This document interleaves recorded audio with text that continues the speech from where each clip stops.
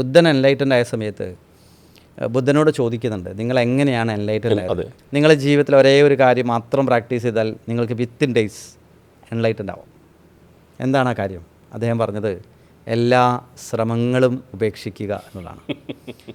ഇത് കേൾക്കുമ്പോൾ വളരെ എളുപ്പമായിട്ട് നമുക്ക് തോന്നും, എല്ലാ ശ്രമവും ഉപേക്ഷിക്കുക എന്നുള്ളത്. പക്ഷേ എല്ലാ മനുഷ്യനും നിരന്തരം ശ്രമങ്ങളിലാണ്. എന്തൊക്കെ ശ്രമമാണ്? 2 തരത്തിലുള്ള ശ്രമമാണ് മനുഷ്യനുള്ളത്. ഒന്ന്, ഞാൻ എന്തൊക്കെയോ അല്ല, അതാണ് എന്ന് കാണിക്കാനുള്ള എൻ്റെ സ്വഭാവം.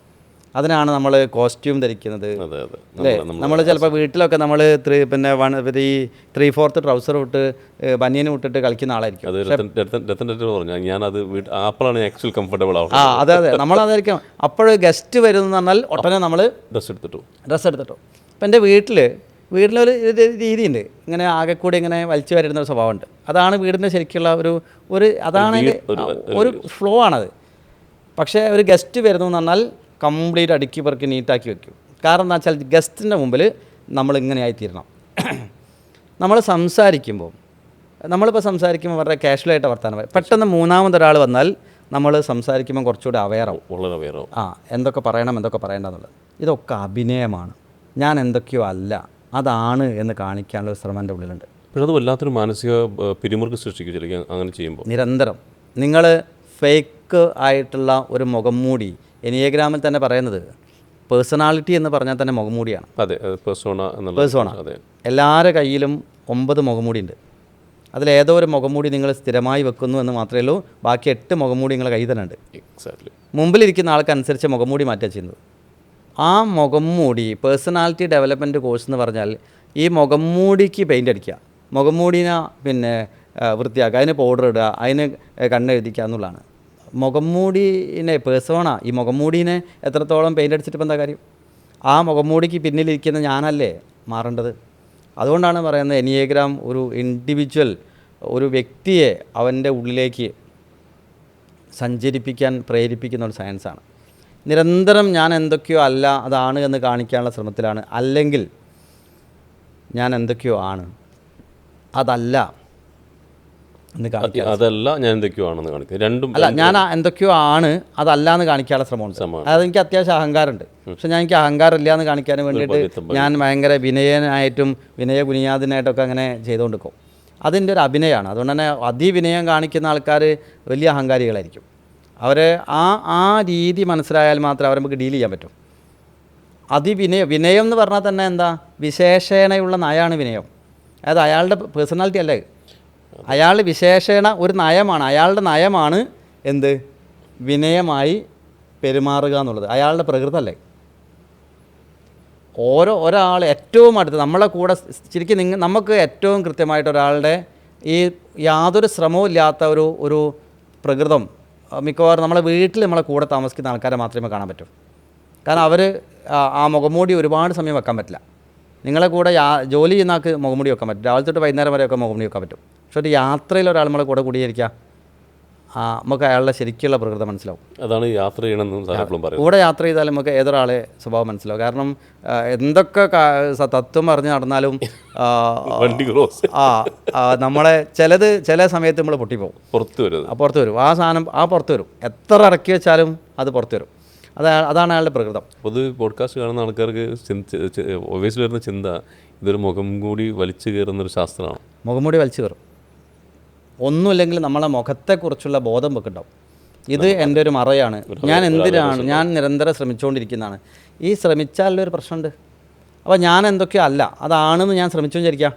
പിന്നെ ഞാൻ എപ്പോഴും ഇയാളോട് എന്നെക്കുറിച്ച് ഞാൻ എന്താ പറഞ്ഞത്, ഞാൻ അതിന് ആ അഭിനയം നിലനിർത്തേണ്ടി വരും. എൻ്റെ സ്വാതന്ത്ര്യം പോയി. പിന്നെ അത് അങ്ങനെ നിർത്തി ചില സമയത്ത് നമുക്കത് നമ്മളുടെ ഒരു സ്വഭാവ വൈകല്യമായി മാറാം, അല്ലെങ്കിൽ സ്ട്രെസ്സായി മാറും. അതെ, സ്ട്രെസ്സായി മാറും.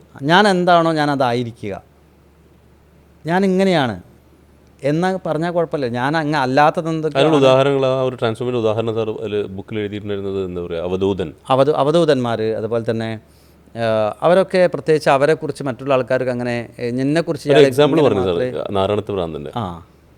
അല്ലേ? അതെ, നാരായണത്ത് ഭ്രാന്തനൊക്കെ അങ്ങനെ തന്നെയാണ്. നമ്മളയാളെ ഭ്രാന്തൻ എന്ന് വിളിക്കുന്നത് തന്നെ എന്തുകൊണ്ടാണ്? നാരായണത്ത് ഭ്രാന്തന് ശ്രമമില്ല. അയാൾ എന്താണോ അയാൾക്ക് തോന്നുന്നത് അത് അയാൾ ചെയ്തിട്ടുണ്ട്, പബ്ലിക്കായിട്ട് ചെയ്തിട്ടുണ്ട്. അത് തന്നെയാണ് അയാൾ പ്രവൃത്തിയും അയാളും ഒന്ന് തന്നെയാണ്. നമ്മളും നമ്മളെ പ്രവൃത്തി ഒന്നല്ല. പലപ്പോഴും നമ്മൾ പറയുന്ന ആശയവും നമ്മളെ പ്രവൃത്തിയും തമ്മിൽ വിരുദ്ധ സ്ഥലങ്ങളിലാണ്. അതെല്ലാവരും അങ്ങനെ ആയിരിക്കും. നമ്മളെ പേഴ്സണാലിറ്റി എന്നൊക്കെ പറഞ്ഞിട്ട് നമ്മളെ പേഴ്സണാലിറ്റി ഡെവലപ്മെൻറ്റ് കോഴ്സുകാരെ കൊണ്ട് യാതൊരു ഇതുമില്ലാണ്ടുണ്ട്. ഫേസ്ബുക്ക് തുറന്നാൽ പേഴ്സണാലിറ്റി ഡെവലപ്മെൻറ്റ്. ഈ പേഴ്സണാലിറ്റി എന്ന് പറഞ്ഞാൽ നിങ്ങൾ സമാജത്തിൽ പെരുമാറുന്ന രീതിയെ പഠിപ്പിക്കുകയാണ്. ആ പെരുമാറ്റം എന്ന് പറയുന്നത് യഥാർത്ഥത്തിൽ ഞാനല്ല. ഒരു യൂണിഫോം ഇട്ട് സ്കൂളിൽ പോകണ പോലെ അത്രയേ ഉള്ളൂ. ഞാനതിനെ അഭിനയിക്കാൻ പഠിപ്പിക്കാം. യഥാർത്ഥ ഞാൻ നന്നാവുമ്പോഴാണ് എൻ്റെ പ്രകൃതം മാറുന്നത്. നിങ്ങളെ പ്രകൃതത്തെ ബോധപൂർവ്വം മാറ്റിയല്ല വേണ്ടത്.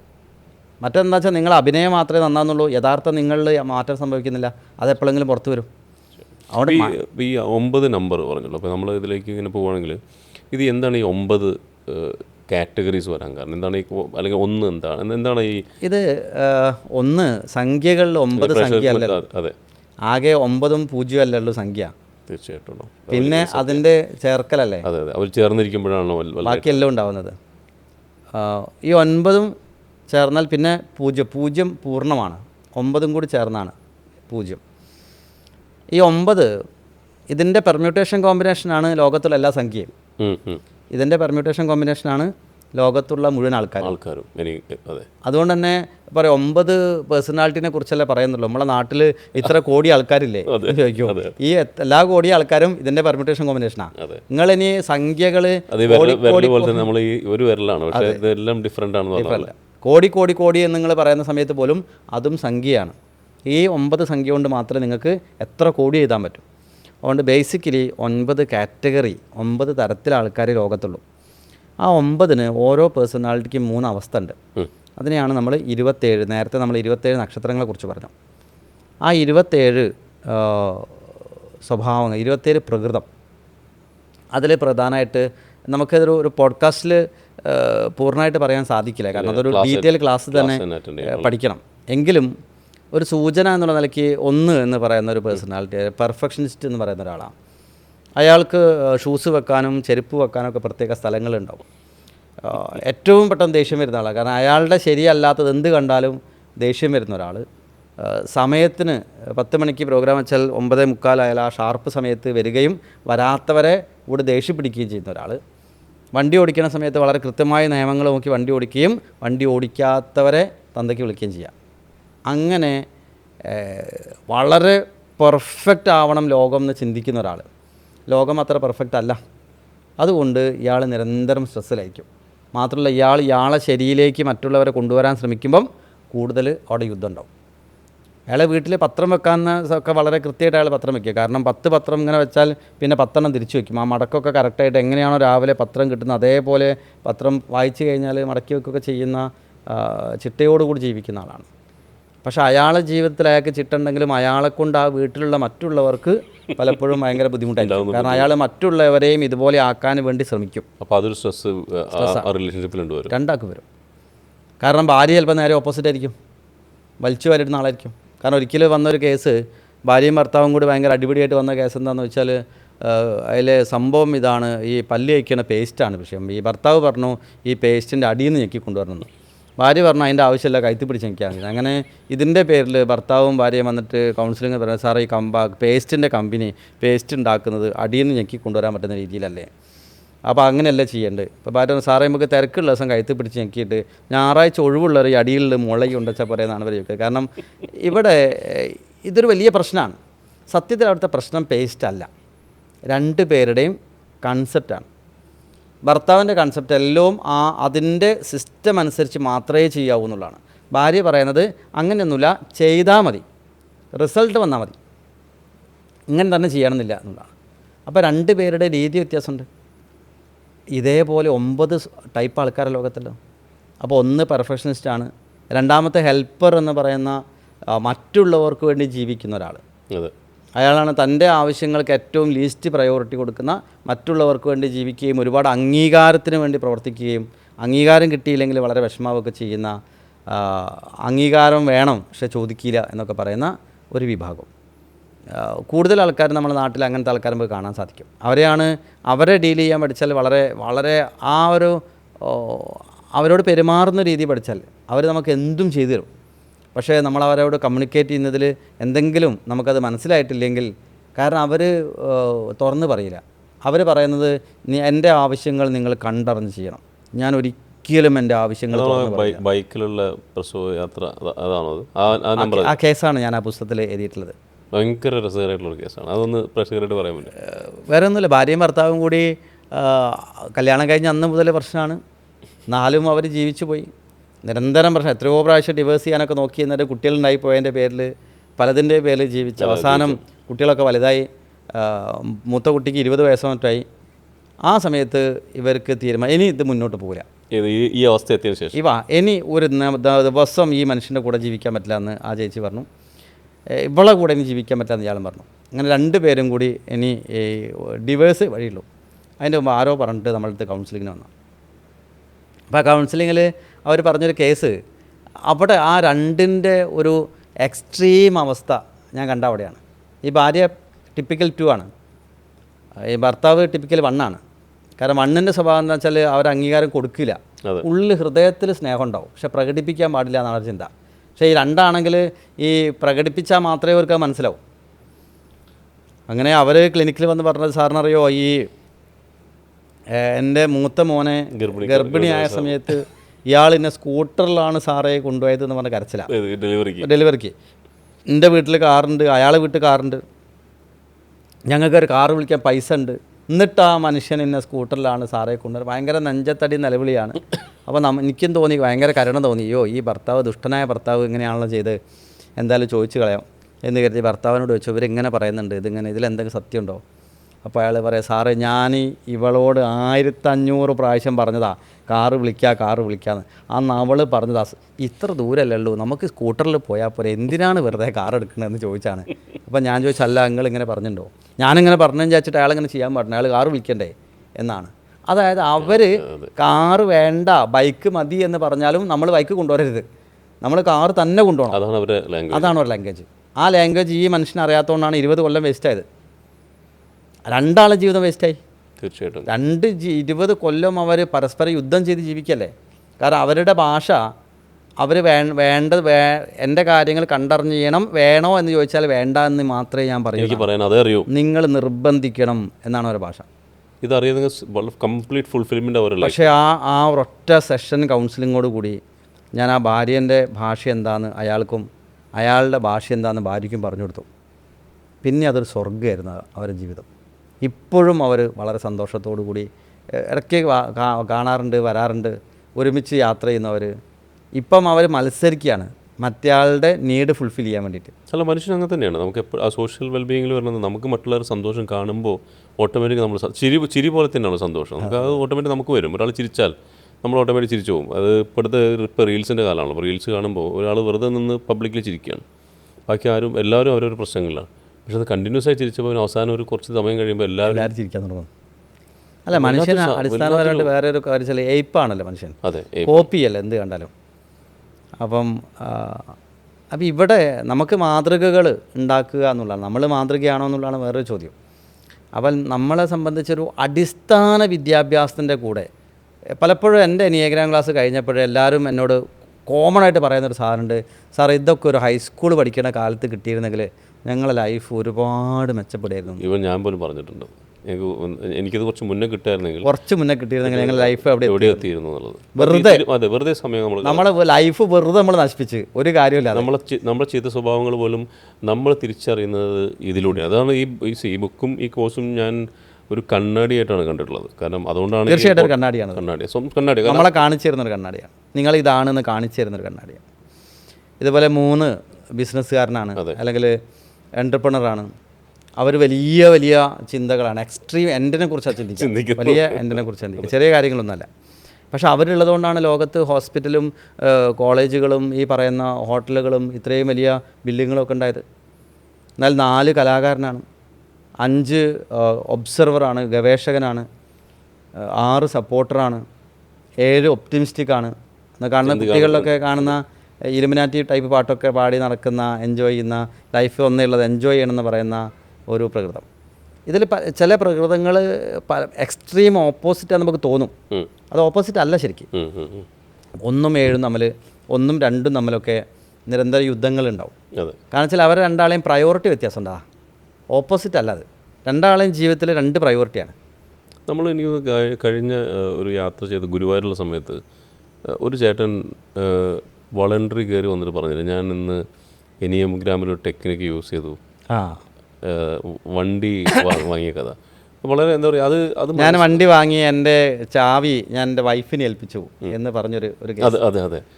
അയാൾ പറഞ്ഞു ഇത്രത്തോളം എൻ്റെ ഭാര്യ സന്തോഷിച്ചൊരു നിമിഷം, അല്ലെങ്കിൽ ഞങ്ങൾ രണ്ടാളും സന്തോഷിച്ചൊരു നിമിഷം ഉണ്ടായിട്ടില്ലെന്ന്. പക്ഷേ അയാൾ പറഞ്ഞ ചെറിയൊരു ആക്ടാണ് അല്ലേ, ഒരു ചെറിയ പ്രവൃത്തി ഒരു വലിയ ഫുൾഫിൽമെൻറ്റ് ആ ഫാമിലി ഉണ്ടാക്കി. ആ സന്തോഷം അവർ കുഞ്ഞുങ്ങളിലേക്ക് വരെ പകർന്നാടുന്നൊരു സാഹചര്യം. അയാൾ കുറേ നേരം എന്നോട് സംസാരിച്ചു തന്നത്. എനിയഗ്രാം ഒരു അറിവിൻ്റെ ശാസ്ത്രമല്ല, എനിയഗ്രാം ഒരു തിരിച്ചറിവിൻ്റെ ശാസ്ത്രമാണ്. നമ്മൾക്കൊരു വലിയ തിരിച്ചറിവുണ്ടാവുന്ന, നമുക്ക് നമ്മളെ കണ്ടെത്താൻ പറ്റുന്നൊരു പ്രശ്നം. എൻ്റെ ലൈഫിൽ എന്നോട് ഏറ്റവും എടുക്കാൻ ഇഷ്ടമുള്ള സബ്ജക്റ്റ് ഏതാണെന്ന് വെച്ചാൽ, എനിക്ക് സ്വാതന്ത്ര്യമുണ്ട് ഒരു സ്ഥലത്തൊരു വിഷയം സംസാരിക്കാൻ. എങ്കിൽ ഞാൻ ഏത് സമയത്തും ഞാൻ തിരഞ്ഞെടുക്കുന്ന സബ്ജക്റ്റ് എനിയഗ്രാം ആയിരിക്കും. ഈ സമൂഹത്തിലിപ്പം നടക്കുന്നൊരു വലിയൊരു ഇതാണല്ലോ ഈ ഒളിച്ചോട്ടം. നമ്മളെപ്പോഴും വായിക്കും ഈ എന്താ പറയുക, വീട്ടമ്മയോടൊപ്പം യങ് ആയിട്ടുള്ള ആൾക്കാർ ഒളിച്ചോടുന്നൊക്കെ. മതിയായ സ്ത്രീയെ പിന്നെ കാമുവൻ്റെ കൂടെ ഒളിച്ചോടിയെന്നൊക്കെ പത്രത്തിൽ നിരന്തരം കാണാം. പക്ഷെ അതിൻ്റെ ആ ഒരു സ്റ്റോറി ഇതിൽ ഞാൻ വായിച്ചിരുന്നു. അത് അല്ല, ഇതിൽ 90% എല്ലാ മനുഷ്യനും അവരെ നീഡ് ഫുൾഫിൽ ചെയ്യണമെന്ന് ആഗ്രഹമുള്ള ആളാണ്. എല്ലാവരും അവർക്ക് വണ്ടിയിലും യാത്ര ചെയ്യുമ്പോൾ ഡ്രൈവറോട് അവർക്ക് എന്താ പറയുക, അതായത് ഒരു പേഴ്സണാലിറ്റി, 2 എന്ന് പറയുന്ന ഒരു പേഴ്സണാലിറ്റി, അവർക്ക് ജീവവായു പോലെ, ശ്വാസം പോലെ അവർക്ക് മുന്നോട്ട് പോകണമെങ്കിൽ ആവശ്യമുള്ള സാധനമാണ് അംഗീകാരം. കെയറും അംഗീകാരവും. ആ കഥയൊന്ന് പ്രേക്ഷകർക്കായിട്ട് പറയാം. വെച്ചാൽ അത് വളരെ എന്താ പറയുക, ആ കഥയ്ക്ക് ഒരുപാട് തലം ഇന്നത്തെ അവസ്ഥയിൽ അതൊരു കഥയായിട്ടല്ലേ തോന്നുന്നു. അതൊരു പ്രതിഫലം. അതൊരു 90% കേസിലും എല്ലാവരും ഒരു അംഗീകാരം ആഗ്രഹിക്കുന്നുണ്ട്. പക്ഷേ പല ആൾക്കാർക്ക് അത് കിട്ടിയില്ലെങ്കിലും അത് പ്രശ്നമല്ല. പക്ഷെ 2 എന്ന് പറയുന്ന ഒരു ക്യാരക്ടർ ശക്തമായുള്ള ഒരാൾക്ക്, അയാൾക്ക് ജീവവായു പോലെ പ്രധാനപ്പെട്ടതാണ് അംഗീകാരം. അത് സ്വന്തം വീട്ടിൽ നിന്ന് കിട്ടുന്നില്ല, വേറെ എവിടുന്നെങ്കിലും കിട്ടുന്നു എന്ന് കണ്ടാൽ അവിടേക്ക് പോകും. അവിടെ ബുദ്ധി ഇല്ല, അവിടെ അവർക്ക് അംഗീകാരം തരുന്ന. നമ്മൾ വീട്ടിലുള്ള എന്താ പറയുക, വളരെ ഡിസിപ്ലിനായി വളരെ സംസ്കാരങ്ങൾ നോക്കി അച്ഛനമ്മമാർ വളർത്തുന്ന ഫേസ്ബുക്കില്ല, ഇൻസ്റ്റാഗ്രാമില്ല. പിന്നീട് നമ്മൾ കാണുന്ന ആ കുട്ടി ഒരു ഗുണ്ടിയുടെ പൊളിച്ചോടി, ഇങ്ങനൊരു കൗൺസിലിംഗ് കേസ് വന്ന അതും എനിക്ക് തോന്നുന്നു ഒരു പ്രസംഗത്തിൽ കേട്ടിട്ടുണ്ട്. ഞാനത് വളരെ ഒരു ഗുണ്ടേൻ്റെ കൂടെ ഒളിച്ചോടി ഒരു പെൺകുട്ടീൻ്റെ കേസ് എനിയഗ്രാമിന് വളരെ പ്രധാനപ്പെട്ട ഒരു റെലവൻ്റ് കേസാണ്. കാരണം കുട്ടി 2 എന്ന് പറയുന്ന അംഗീകാരം ആഗ്രഹിക്കുന്ന ഒരു പേഴ്സണായിട്ട്. ഞാൻ അവിടെയാണ് പറഞ്ഞത് പാരൻറ്റിങ്ങിന് ഇതിലൊരു വലിയ സ്ഥാനം ഉണ്ടെന്ന്. ഈ അച്ഛനും അമ്മയാണെങ്കിൽ കുട്ടിക്ക് അംഗീകാരം കൊടുക്കാറില്ല. കാരണം അവരെ ഉദ്ദേശിച്ചതുപോലെ കുട്ടി ആവാത്തത് കൊണ്ട് അവർ കുറ്റപ്പെടുത്തൽ മാത്രമേ ഉള്ളൂ. അങ്ങനെ എപ്പോഴോ ഒരു ഗുണ്ട ഈ കുട്ടി പാട്ട് പാടിയപ്പോൾ നന്നായി എന്ന് പറഞ്ഞപ്പം പരിപാടി സമയത്ത് അവിടെ അപ്പോൾ അവിടെയാണ് 2നെ സംബന്ധിച്ച് എനിക്ക് അംഗീകാരം തരുന്ന ആൾ ആരായാലും അയാൾക്ക് വേണ്ടി ഞാൻ ജീവിക്കും. അയാൾ എൻ്റെ യജമാനാണ്. അയാൾ ആരായാലും തിരക്കില്ല, എനിക്ക് അപ്രിസിയേഷൻ. പക്ഷേ ഇത് മനസ്സിലാക്കിയിട്ട് പലപ്പോഴും ആൾക്കാർ ഫേക്കായിട്ടുള്ള അപ്രിസിയേഷൻ കൊടുത്ത് ഇത്തരം ആൾക്കാരെ വളച്ചുകൊണ്ട് പോകും. അവിടെ അവർക്ക് തിരിച്ചറിയാൻ പറ്റുന്നില്ല. കാരണം എനിക്ക് അംഗീകാരം തരുന്ന ആരായാലും, അവിടെ ലോകം എത്ര എതിർത്താലും ഞാൻ അയാൾ പറയുന്നത് കേൾക്കും. ഒരു അഡിക്ഷനാണത്, എനിക്ക് അംഗീകാരം തരുന്നതോടുള്ള അഡിക്ഷൻ. അങ്ങനെയാണ് ആ കുട്ടി പോയത്. അപ്പോൾ ചില ഈ റിലേഷൻഷിപ്സിലൊക്കെ തന്നെ നമ്മളൊരാളെ പരിചയപ്പെട്ട് നമ്മൾ അവരോട് അടുക്കാൻ ശ്രമിക്കുന്ന സമയത്ത് അറിഞ്ഞോ അറിയാതെ ചിലപ്പോൾ എനിയഗ്രാം ടെക്നിക്കുകൾ നമ്മളൊക്കെ യൂസ് ചെയ്തിട്ടുണ്ടാവും ലൈഫിൽ, അല്ലേ? അല്ല, അതുകൊണ്ടാണ് പറയുന്നത് എനിയഗ്രാം പഠിച്ച് പലപ്പോഴും ചോദിക്കാറുണ്ട്, സാറേ എനിയഗ്രാം പഠിച്ചു കഴിഞ്ഞാൽ നമുക്ക് അവരെ മനസ്സിലാക്കിയിട്ട് അവർക്ക് വേണ്ട കാര്യങ്ങൾ കൊടുത്ത് പലപ്പോഴും അത് പ്രണയത്തിന് ഉപയോഗിക്കാൻ പറ്റുമോ, പെൺപിള്ളേരെ വളയ്ക്കാൻ ഉപയോഗിക്കാൻ പറ്റുമോ എന്നൊക്കെ ചോദിക്കുന്ന ആൾക്കാരുണ്ട്. അപ്പോൾ ഞാൻ പറയുന്നത് ഇതൊരു ടൂളാണ്. അതെ, ഒരു ടൂളാണ്. ഇത് നിങ്ങളുടെ പ്രകൃതത്തിനനുസരിച്ച് ഏത് ടൂളും നമ്മൾ ഉപയോഗിക്കില്ല. അപ്പം ഈ തോക്ക് നല്ലതാണോ മോശമാണോ നോക്കിയാൽ അറിയാം. നല്ല ആളെ കൈ കിട്ടിയാൽ അത് സ്വന്തം സംരക്ഷണത്തിൽ ഉപയോഗിക്കാം, തീവ്രവാദിനെ കൈ കിട്ടിയാൽ ആൾക്കാരെ കൊല്ലാൻ ഉപയോഗിക്കുന്നതാണ് അറിയാം. ഒന്നും നല്ലതോ ചീത്തയെന്ന് പറയാം, ആൾക്കാർ ഉപയോഗിക്കുന്നതിനനുസരിച്ചാണ്. പക്ഷെ അവിടെ എനിയഗ്രാം നമ്മളെ തുടക്കത്തിലെ ഒരു ധാർമ്മികത പഠിപ്പിക്കുന്നുണ്ട്. നിങ്ങൾ എനിയഗ്രാം പഠിച്ചു കഴിഞ്ഞാൽ നിങ്ങൾ അത് ഏറ്റവും നല്ല രീതിയിൽ നിങ്ങൾ ഉപയോഗിക്കും. കാരണം എന്താ വെച്ചാൽ മറ്റൊരാൾ അയാളുടെ ഒരു കൃപ നമുക്ക് തോന്നും. കാരണം അയാളുടെ അവസ്ഥ അതാണ്. ആ ഒരു പ്രകൃതിയോട്, ആ ചുറ്റുപാടിനോട് നമുക്ക് അപാരമായ ഒരാൾ നമ്മളോട് ദേഷ്യപ്പെട്ടാൽ പോലും നമുക്ക് അയാളോട് ദേഷ്യമല്ല തോന്നുക. അയാൾ അങ്ങനെ പെരുമാറുന്നത് ഇപ്പോൾ അയാൾ അങ്ങനെ ആയതുകൊണ്ടാണ്. അയാളോട് കൃപയാണ് തോന്നുക. അയാൾക്ക് അതിനെക്കുറിച്ച് അറിവില്ലാത്തതുകൊണ്ടല്ലേ, അയാൾ കുറച്ചുകൂടി മെച്ചപ്പെടട്ടെ എന്നുള്ളൊരു സങ്കല്പത്തിലേക്ക് വരിക ചെയ്യുക. അതുകൊണ്ട് ലോകത്തോട് മുഴുവൻ, ലോകത്തുള്ള ആൾക്കാർ വൈരുദ്ധ്യമല്ല, അത് വൈവിധ്യമാണ്. അവരൊക്കെ ആ തലത്തിലേക്ക് എത്തണം. അതുകൊണ്ട് തന്നെ ആര് എനിയഗ്രാം പഠിച്ചു കഴിഞ്ഞാലും അവരുടെ അടുത്ത ശ്രമം ഇത് മാക്സിമം ആൾക്കാരിലേക്ക് എത്തിക്കാനായിരിക്കും. തീർച്ചയായിട്ടും. ഈവൻ ഞങ്ങൾ പോലും പല ആൾക്കാരുടെ അടുത്തും എനിക്ക് തോന്നുന്നു ഒരു ബുക്കല്ല 3 ബുക്ക് വാങ്ങിയിരുന്നു. 2 ബുക്കും ഒന്ന് എൻ്റെ ബ്രദർ എടുത്തു, എൻ്റെ കസിൻ എടുത്തു. പക്ഷേ എനിക്ക് തോന്നുന്നു അത് അവരുടെ ജീവിതത്തിൽ ഉണ്ടാക്കിയ മാറ്റം വളരെ വലുതാണ്. കാരണം അവർ ക്ലാസ് അറ്റൻഡ് ചെയ്യാൻ സാധിച്ചിട്ടില്ല. കാരണം എനിക്ക് തോന്നുന്നു സാറിൻ്റെ ട്രാവലും കണ്ടിന്യൂസ് ട്രാവലും, കാരണം ക്ലാസ്സുകൾ ഇപ്പം നമുക്ക് ഓൺലൈനായിട്ട് കൂടുതൽ ക്ലാസ് എടുക്കാൻ പറ്റുന്നില്ല. അതുകൊണ്ടാണ് നമ്മളിപ്പം പ്ലാറ്റ്ഫോമിൽ പ്രീ റെക്കോർഡഡ് ക്ലാസ്സായിട്ട് ഇട്ടിട്ട് എല്ലാവർക്കും, അങ്ങനെയാണ് ലോകത്തിൻ്റെ ഏത് ഭാഗത്തുള്ള ആൾക്കാർക്ക് അവരുടെ സമയത്തിനനുസരിച്ച് കാണാലോ എന്നുള്ള സങ്കല്പത്തിലാണ് അതിപ്പോൾ ഒരു കോഴ്സാക്കിയിട്ട് അപ്ലോഡ് ചെയ്തിട്ടുള്ളത്. അപ്പോൾ അത് മാത്രമല്ല, എനിയഗ്രാം നിങ്ങൾ ഒറ്റ പ്രാവശ്യം കേട്ടോ, നിങ്ങളുടെ ലൈഫിൽ 100% ട്രാൻസ്ഫർമേഷൻ ഉണ്ടായിരിക്കും. അത് തീർച്ചയായിട്ടും ഉണ്ട്. അത് അപ്പോൾ ഞാൻ ചോദിക്കുന്നത്, ഇനി ഈ ഒരു കോർപ്പറേറ്റ് തലത്തിലൊക്കെ വർക്ക് ചെയ്യുന്ന ആൾക്കാർ, ഇപ്പം നമ്മളിപ്പോൾ പ്രേക്ഷകരായിട്ടുള്ള ഒരുപാട് ആൾക്കാർ എല്ലാവരും ജോലി ചെയ്യുന്ന ആൾക്കാരാണ്, 90% ജോലി ചെയ്യുന്ന ആൾക്കാരാണ്. അപ്പോൾ ഈ ജോലി ചെയ്യുന്ന ആൾക്കാർക്ക് ഇതിന് ഈ ടൂളിൽ ഉണ്ടാവുന്നൊരു ഒരു ഇപ്പം ഒരുപാട് ആൾക്കാർ അറ്റൻഡ് ചെയ്തിട്ട് അവരുടെയൊക്കെ ഫീഡ്ബാക്ക് ഒരുപാട് കിട്ടിയിട്ടുണ്ടാവും. അപ്പോൾ അങ്ങനെ ഒരു എനിക്ക് തോന്നുന്നു എത്ര ആൾക്കാർ നമുക്ക് ട്രെയിൻ ചെയ്തിട്ടുണ്ടാവും ഈ എനിഗ്രാം? നമ്പർലെസ് ആണ്, എനിക്ക് അറിയില്ല. കാരണം നമ്മൾ ഒരുപാട് ഗ്രൂപ്പുകൾക്ക് ക്ലാസ് എടുത്തിട്ടുണ്ട്, ഒരുപാട് എടുത്തിട്ടുണ്ട്. കേരള പോലീസിന് എടുത്തിട്ടുണ്ട്. അതുപോലെ ഒരുപാട് വലിയ വലിയ എൻ്റർപ്രണേഴ്സിന് എടുത്തിട്ടുണ്ട്. ഈവൻ ഫാമിലി ഫങ്ഷൻസ് എടുത്തിട്ടുണ്ട്. അറിയില്ല എനിക്ക് എത്ര ആൾക്കാർ ഞാൻ എനിയഗ്രാം പഠിപ്പിച്ചിട്ടുണ്ടെന്ന് അറിയില്ല. അത്രയധികം ആൾക്കാരാണ്. ഇങ്ങനെ കുടുംബകലഹത്തിന് ഒരു പരിധി വരെ ഒരു ഫുൾ സ്റ്റോപ്പ് ഇടാൻ സാധിക്കും. എനിയഗ്രാം ഇന്ന് വരെ എനിയഗ്രാം ക്ലാസ് കേട്ടിട്ട് മടുത്തു എന്നൊരാൾ പറഞ്ഞിട്ടില്ല. കാരണം നമ്മളെ ജീവിതമായിട്ട് ചേർന്ന് നിൽക്കുന്ന എല്ലാ കുടുംബത്തിലും എനിയഗ്രാം ഉണ്ട്, നമ്മളതിനെക്കുറിച്ച് അവെയർ അല്ല. കോർപ്പറേറ്റ് തലത്തിൽ മാത്രമല്ല, അപ്പം ജോലിയെക്കുറിച്ച് പറഞ്ഞു. അപ്പോൾ ജോലിയെക്കുറിച്ച് പറയുന്ന സമയത്ത് ഓരോ മനുഷ്യനും ഭൂമിയിൽ ജനിക്കുന്നത് അയാൾക്കൊരു ധർമ്മമുണ്ട്. കൃഷ്ണൻ പറഞ്ഞിട്ടുണ്ട്, അവരുടെ ധർമ്മം ആണ് ചെയ്യേണ്ടത്. സ്വധർമ്മോ നിധനം ശ്രേയ പരകർമ്മോപയാപഹം. ഞാൻ എന്തിനാണോ ജനിച്ചത് അത് ഞാൻ ചെയ്യുമ്പോൾ അതെനിക്ക് ജോലിയല്ല, എൻ്റെ ധർമ്മമാണ്. എനിക്ക് ഒരുപാട് സന്തോഷം ഉണ്ടാവും. എൻ്റേതല്ലാത്ത ഏത് ജോലി ചെയ്യാൻ പോയാലും എനിക്ക് സ്ട്രെസ് ഉണ്ടാവും. എനിയഗ്രാം നിങ്ങൾ എന്തിനാണ് ഭൂമിയിൽ ജനിച്ചത് എന്ന് നിങ്ങളോട് പറഞ്ഞു തരുന്നൊരു ശാസ്ത്രമാണ്. നിങ്ങൾ എന്താണ് മനസ്സിലാക്കിയെടുക്കാൻ പറ്റും. നിങ്ങൾ ഏതോ ഒരു പ്രവൃത്തി ചെയ്യാനാണ് ഭൂമിയിൽ വന്നത്, നിങ്ങൾ ആ പ്രവൃത്തി മാത്രമേ ചെയ്യാവൂ. നിങ്ങൾ വേറെ ഏത് ചെയ്താലും നിങ്ങൾക്കും സ്ട്രെസ്സാണ്, നിങ്ങളുടെ സേവനം സ്വീകരിക്കുന്നവർക്കും സ്ട്രെസ്സാണ്. ഇന്ന് നിർഭാഗ്യവശാൽ 90% ആൾക്കാരും അവരുടെ ധർമ്മമല്ല ചെയ്യുന്നത്. ധർമ്മം അല്ലാത്തതൊക്കെ ജോലിയാണ്. ജോലി എപ്പോഴും സ്ട്രെസ് തരുന്നതാണ്. അപ്പോൾ അത് വലിയൊരു ഇതാണ്. നമ്മളെ പാഷൻ മനസ്സിലാക്കി ജോലി തിരഞ്ഞെടുക്കാൻ നമുക്ക് സാധിക്കും. അത് നമ്മളെ ജോലിയല്ല, നമ്മളെ ലൈഫ് നമ്മൾ എൻജോയ് ചെയ്യണം. അതുപോലും രണ്ടാമത് എനിക്ക് ചോദിക്കാനുള്ള ചോദ്യം, നമ്മളിപ്പം കോർപ്പറേറ്റിൻ്റെ കാര്യം പറഞ്ഞു, റിലേഷൻഷിപ്പിൻ്റെ കാര്യം പറഞ്ഞു. ഇപ്പോൾ ഈ കുട്ടികളിൽ ഇപ്പം നേരത്തെ നമ്മൾ സംസാരിച്ചാൽ പറഞ്ഞല്ലോ, ചെറിയ കുട്ടികൾ മുന്നേ നമുക്കിത് പഠിച്ചിരുന്നെങ്കിൽ, അപ്പം ഇനീഷ്യലി ഇത് പഠിക്കുമ്പോൾ ഗുണം ഈവൻ നമുക്ക് നാളെ എന്താവണം എന്നൊരു തിരിച്ചറിവ് ഇതിലൂടെ ഉണ്ടാക്കിയെടുക്കാൻ കഴിയും. അപ്പോൾ നമുക്ക് അതിന് ആ ഒരു പാത്ത് ചൂസ് ചെയ്യാൻ വളരെ ഈസി ആയിരിക്കും അല്ലേ? തീർച്ചയായിട്ടും നമ്മൾ ആ രീതിയിൽ ഹൈസ്കൂളുകളിലും കോളേജുകളിലും ഒക്കെ ധാരാളം പ്രോഗ്രാമുകൾ, എന്തിനു പറയുന്നു, നമ്മൾ ഒരുപാട് പ്രീ മാരേജ് കൗൺസിലിംഗ് അവിടേക്ക് ഞാൻ അടുത്ത് കടന്നു വരുന്ന വിചാരിച്ചത്. കാരണം ഈ കല്യാണത്തിന് മുന്നേ ഈ വണ്ടി ഓടിക്കാൻ നമുക്ക് ലൈസൻസിന് ഇത്ര ദിവസം ടെസ്റ്റ് ഉണ്ട്, എല്ലാം ഉണ്ട്. പക്ഷേ കല്യാണത്തിന് ഒരു ട്രെയിനിങ്ങും ഇല്ല. ഞാൻ പറയുന്നത്, നിങ്ങൾ കല്യാണം കഴിക്കുന്നതിന് മുമ്പ് എനിയഗ്രാം പഠിച്ചിരിക്കണം. കാരണം നിങ്ങൾക്ക് ഒത്തു പോകുന്ന നിങ്ങളുമായിട്ട്, അല്ലെങ്കിൽ നിങ്ങൾക്ക് ആരെ കല്യാണം കഴിച്ചാലും അയാളുമായി അയാളുടെ ഭാഷ മനസ്സിലാക്കി ജീവിച്ചു പോകാനുള്ളൊരു സ്കില്ലുണ്ടാവും. അതല്ലെങ്കിൽ നിങ്ങൾക്ക് സെലക്ട് ചെയ്തിട്ടില്ലെങ്കിൽ നിങ്ങൾക്ക് സെലക്ട് ചെയ്യാൻ ഇത് സഹായകമാവും. ഏതായാലും നമ്മളിപ്പോൾ എല്ലാ പ്രീ മാരേജ് കൗൺസിലിംഗ് കോഴ്സിനും ഈ എനിയഗ്രാം ഒരു സബ്ജക്റ്റാണ്. അതേപോലെ തന്നെ കുട്ടികൾ 8ലും 9ലൊക്കെ പഠിക്കുന്ന കുട്ടികൾ, അവർക്ക് അവരെ കരിയർ തിരഞ്ഞെടുക്കാനൊക്കെ, അപ്പം ഗവേഷകനാവാൻ ജനിച്ച ഒരാൾ ഗവേഷകനാണ്, ലോകത്തെ ഏറ്റവും നല്ല ഗവേഷകനാണ്. അവനെ പ്രസംഗ പരിശീലനം നടത്താനോ അല്ലെങ്കിൽ അവനെ ലീഡർഷിപ്പ് പഠിപ്പിക്കാൻ പോയാൽ അവന് സ്ട്രെസ്സാണ്.